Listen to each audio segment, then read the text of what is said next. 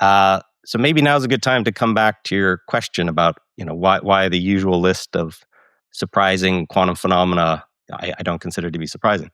And the reason is that if you can write down some models that are classical, they obey classical principles, and the only real innovation relative to classical theories is that these models say there's a restriction on how much you know. So there's sort of like, if you ask what's the maximum amount of knowledge you can have about some physical state, the answer is it's still incomplete knowledge. So for me, this came out of thinking about the nature of the quantum state that I'd heard some, a long time ago. I heard about arguments in favor of the epistemic nature of quantum states. So that means quantum states are representing knowledge.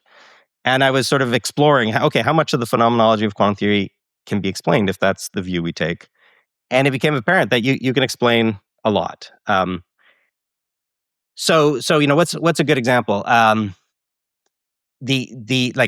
quantum information theory, we have this property that if you give me two non-orthogonal quantum states, then there's no measurement that'll allow you to determine with certainty which one it was.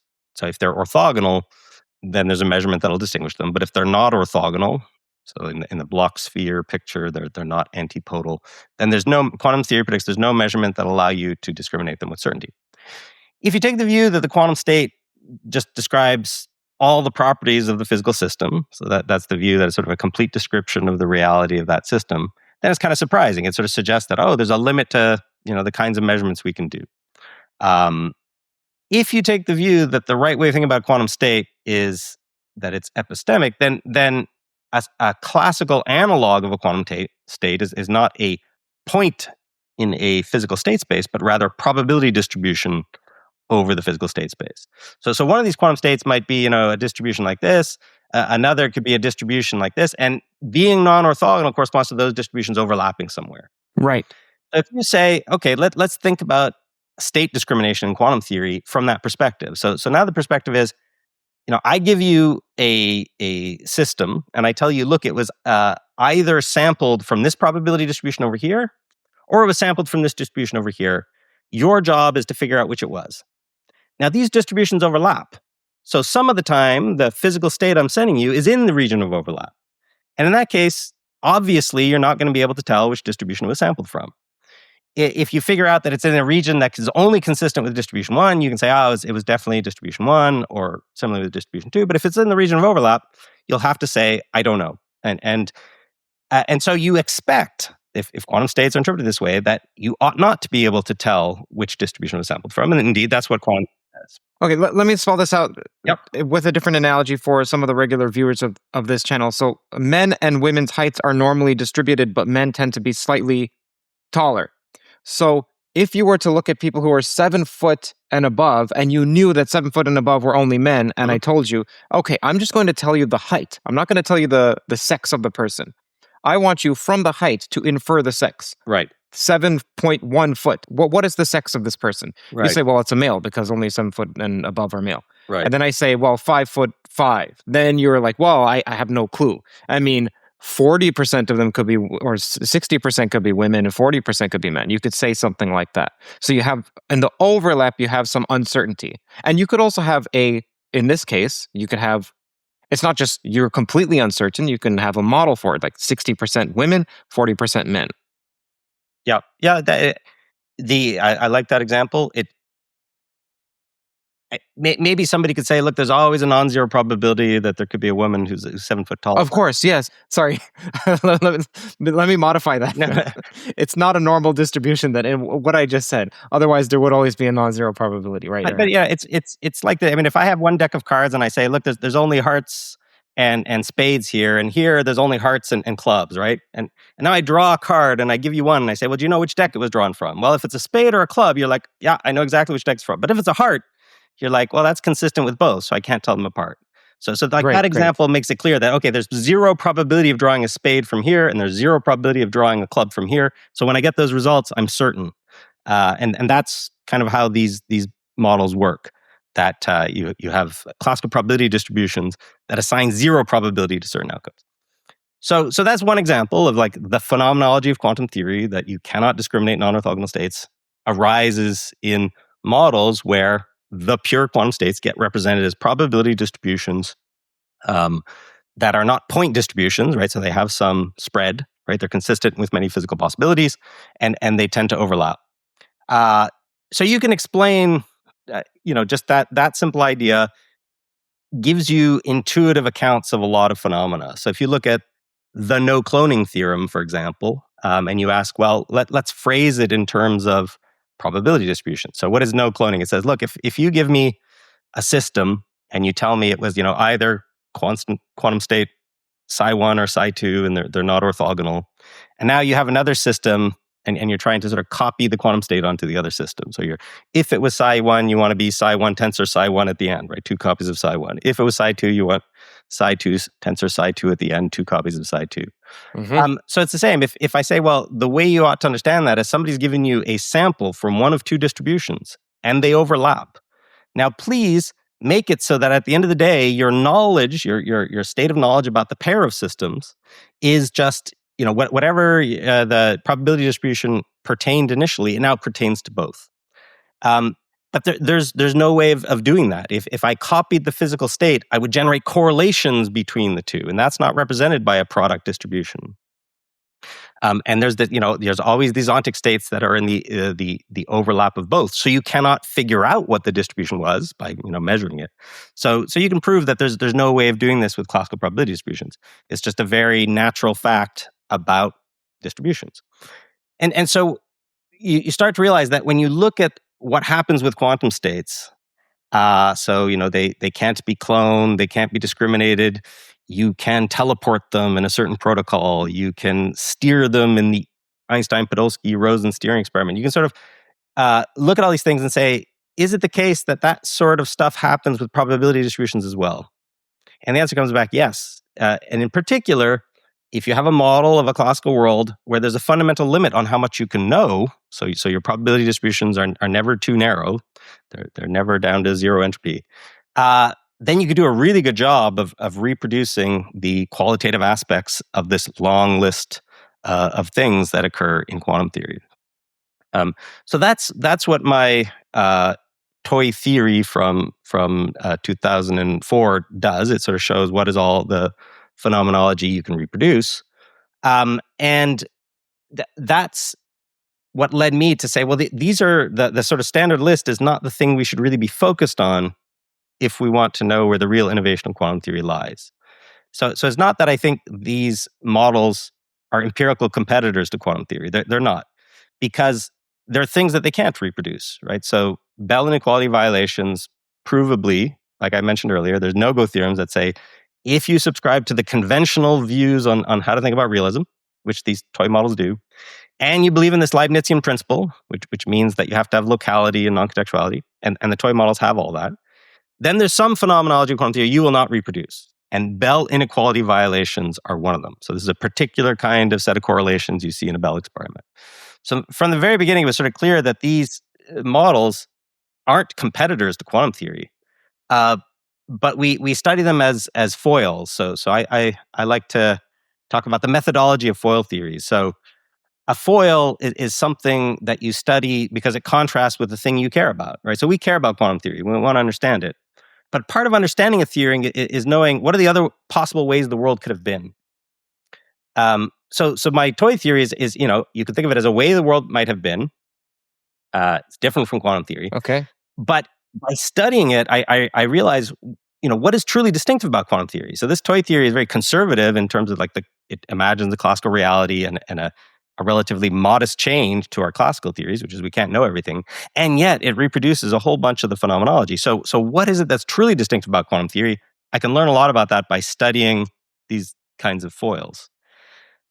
So ultimately, here I study these foils as a way of saying, well, what are the phenomena, the operational phenomenology of quantum theory that really do resist the kind of conventional framework for realism together with the Leibnizian principle? They cannot be interpreted in that way, because that's your best guide to how to make progress in a research program where you're trying to hold on to Leibniz and innovate on the framework for realism. Distinguish for me toy models versus toy theory. Well, I think the way they get used is often synonymous, but personally, I like to use the word model when I'm modeling something. So like a model of quantum theory might be like a particular account of how you reproduce the quantum predictions. Whereas a theory could be, an alternative to quantum theory that makes different predictions.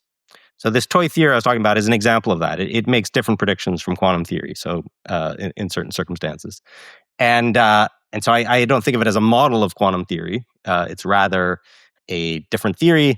And the word toy theory was meant to just kind of make it clear that this is really being viewed, not seriously as an empirical competitor to quantum theory, but as a foil, as something that will help us learn, in particular, what principles might underlie quantum theory, right? So, for example, so there's this research program where you imagine a landscape of possible ways the world could have been. So people use different formalisms for talking about points in this landscape. One is called the framework of generalized probabilistic theories. And essentially, It's sort of like saying, look, the operational stuff that we can all agree on, like what are the statistics we see in experiments, that's what can vary as I vary over this landscape. One of the things that people in quantum foundations like to do is try to pick out some axioms that might locate quantum theory in that landscape. It's the only theory that, abides by these particular principles. So you might have said, oh, well, the only theory that allows you to violate Bell inequalities while still not signaling superluminally is quantum theory, right? So that would be a conjecture. Well, that conjecture is false because you can find a foil theory, another point on the landscape, where you violate Bell inequalities more than quantum theory does, but you still can't send any signals. Okay, so this was famously proven by Popescu and Rohrlich, and you can develop those ideas into a whole theory, which is sometimes called box world. So that's like a point in the landscape, different from quantum theory. Right. And so, if somebody thought that those principles could get you to quantum theory, box world shows no, there's alternatives to quantum theory that satisfy those principles. So you haven't captured the true essence of quantum theory yet. Similarly with these toy theories that, if you thought that, I don't know, no cloning and teleportation and some other list of phenomena was enough to get you to quantum theory, these toy theories show you no, like that phenomenology is reproduced in other theories distinct from quantum theory. So it cannot pick out what's truly distinctive about quantum theory. Okay, so if I'm understanding you correctly, there are various features of quantum theory that I mentioned earlier, such as superposition, entanglement, and interference, but there are others like Bell correlations, and maybe 4 more here, or 20 more, whatever. Yep. The point is that you then wonder, okay, of these features that we think of as being non-classical, can we develop a classical theory that triggers some of them? And you have found, yes, for interference, entanglement, and superposition. Yes, the answer is yes. Right. But you have not been able to find it for Bell correlations and so forth and so forth. And then I heard you say, or I thought I heard you say, that we have shown that you can never recover some of these fingers here that I have on screen classically. But it sounds to me like the latter part of what you're saying is that we just have not found a point that can actually recover them. So one is that there doesn't exist something versus that we have not found it. So it's the first one that it doesn't exist. So the key is that when we're showing that something can't be explained under some set of principles, we're proving a no-go theorem. So you might say, take the conventional framework for realism, which I like to call the ontological models framework. It's about hidden variables, Bayesian probability theory, that sort of thing. Assume something called local causality, which is Bell's way of talking about things being local. I like to think of it in a causal model. There's only a common cause between the two wings of the experiment. Relative to those assumptions, you can prove that the only correlations you get will satisfy certain inequalities. The quantum formalism violates those inequalities, so you can say, right, I now have a contradiction from those assumptions. And so I know that one of my assumptions has to be wrong. So it might be the local causality, and a lot of people say that was the wrong assumption, that actually there are superluminal influences going on. That's what's innovative about quantum theory. But I'd rather say, no, it's still a common cause explanation, but it's this conventional framework for thinking about realism, for thinking about causation and inference. That's what's going to change. But it's not that we don't know whether there's some model that can reproduce this. It's rather we've proven a theorem, right? So there are certainly models that can abide by the conventional framework for realism and violate Bell inequalities. It's just that those models run afoul of Leibniz's principle, and so that's why I don't care about them, right? So let's say I try to build a model that really has superluminal influences in it. So that's how I explain what's going on in a Bell experiment. I say, okay, the set, we have Alice and Bob. That there's a pair of particles that gets prepared at a source, and each one gets a particle. And then Alice has a setting variable that determines what she's measuring and an outcome. Similarly for Bob.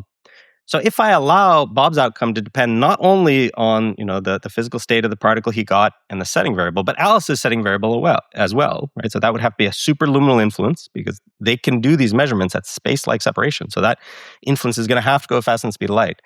If I allow that, then yes, I can explain the Bell inequality violation. Okay, but why should we be dissatisfied with this? Well, the usual story you hear is people who trust relativity say, well, it just feels like relativity is not merely saying that signals can't travel faster than the speed of light. It's saying that influences can't travel faster than the speed of light. So you might just say, well, it seems in tension with relativity to say that there could be an influence that travels faster than the speed of light.